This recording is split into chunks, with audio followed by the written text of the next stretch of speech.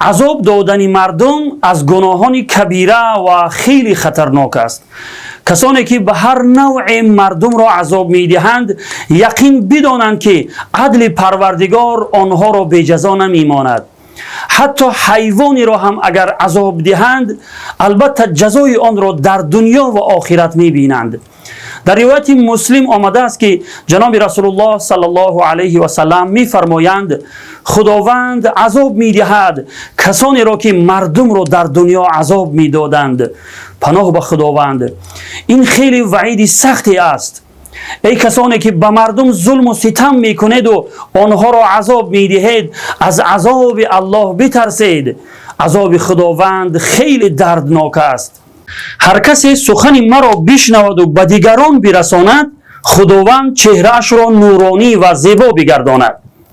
این از سخنان من نیست، بلکه از سخنان پیامبر خدا صلی الله علیه و سلم است که در روایت ابن ماجه آمده است.